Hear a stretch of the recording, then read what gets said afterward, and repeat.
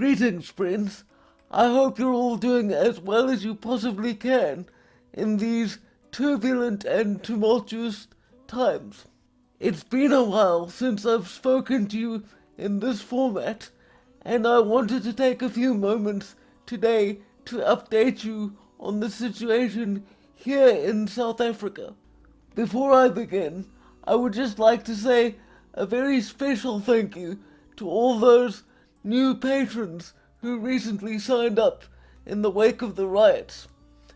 At this stage, international support is my only source of financial stability, so the more of that I can get, the better. In terms of South Africa's current state, an uneasy peace has returned to the communities that were affected by the riots, including my own. But just because the violence has subsided for now, doesn't mean that everything's back to normal.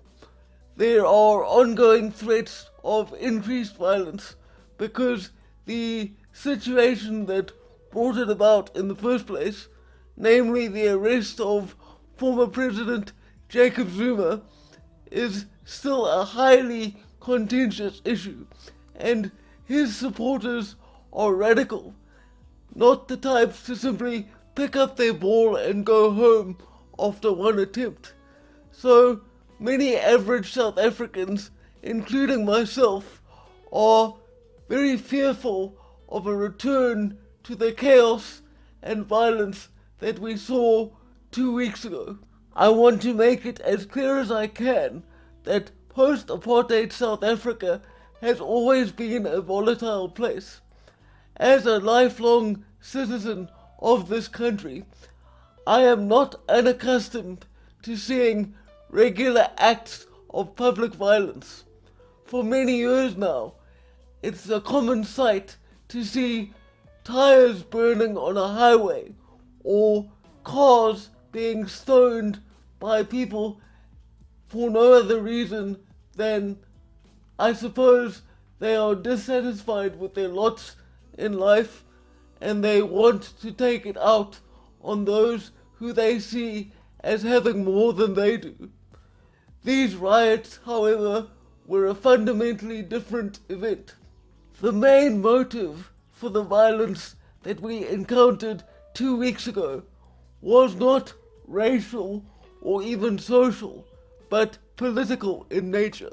These are simply the consequences of an internal power struggle within the African National Congress itself. For those of you who might still be unaware, the African National Congress has been South Africa's ruling party since 1994.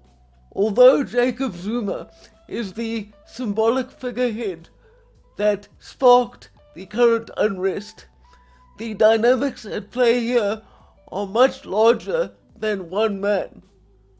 What this actually represents is that there is a faction within the ANC that has a very powerful desire to return to tribal law and tribal customs.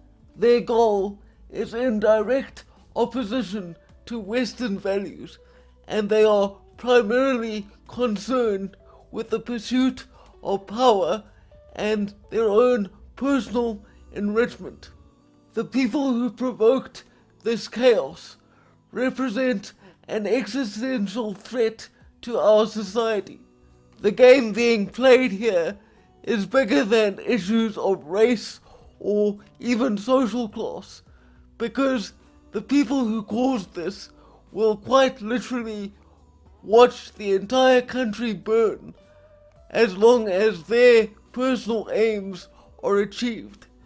They don't care how many lives are ruined or how much destruction they leave in their wake, because to these people it's all about power. I apologize for being unable to end on a more positive note, but to be quite honest, there really isn't much to smile about these days. I will do my best to keep you informed of any further significant developments. For now, farewell.